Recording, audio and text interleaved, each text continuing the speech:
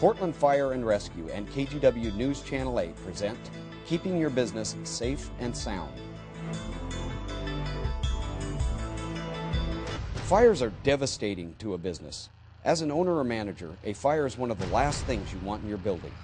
Did you know that 80% of businesses that have fires never reopen? That's bad for you, your employees, your customers, and your community. When we come to inspect your building, we look for problems that could cause fires or keep people from getting out safely if a fire does start. That's why we inspect your building. We want to keep your customers, your employees, and you safe.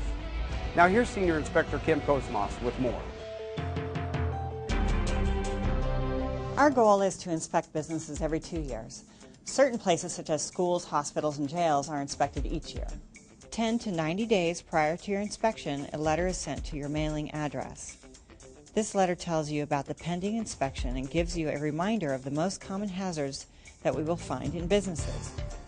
This is a generic list, and not all of the hazards listed will apply to your business. If you take the time to walk through your business with this list in mind before we get here, it could eliminate the most common problems we find. Make the address for your business or building visible from the street.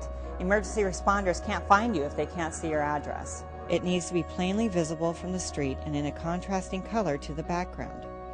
Larger complexes or buildings set back from the street should have additional signs to direct emergency responders to you.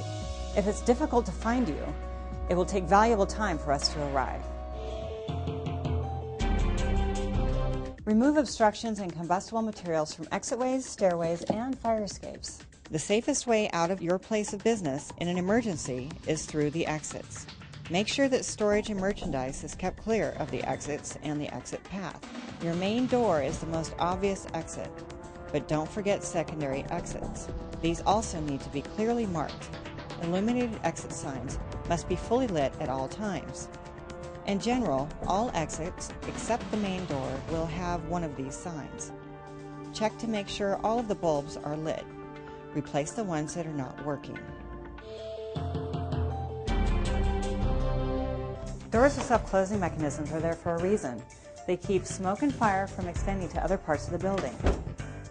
Placing devices that hold these doors open, such as wedges or door stops, reduces your chance of safely escaping during an emergency. Keeping these doors open also allows for rapid spread of fire and smoke throughout the building and increases the amount of fire damage. Seems like there's never enough electrical outlets. The temptation is to use a multi-plug like this one. Don't do it. These are never allowed. Extension cords can only be used with portable appliances for a temporary job. You may use things like drills, buffers, grinders, and a work light while you repair something. Extension cords cannot take the place of permanent wiring. The reason these multi-plugs are not allowed and these extension cords are restricted is that they can easily overload the capacity of the circuit and cause a fire. In fact, it's one of the leading causes of fire. Instead of using a multi-plug, use one of these UL-listed outlet strips. Make sure it has a built-in circuit breaker. Plug this into the wall outlet and the appliance you are using into the strip.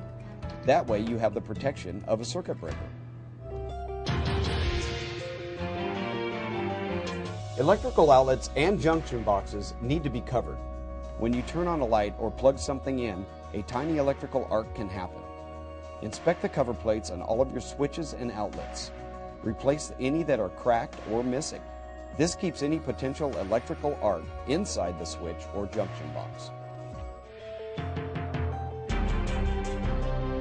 While we're talking about electricity, take a look at your electrical panel and make sure there's 30 inches of clearance in front of the panel. Mark it off on the floor using paint or tape so everyone knows to keep it clear. Check the access route to the panel. If your electrical panels are in an enclosed room, provide a permanent sign to show responders the location.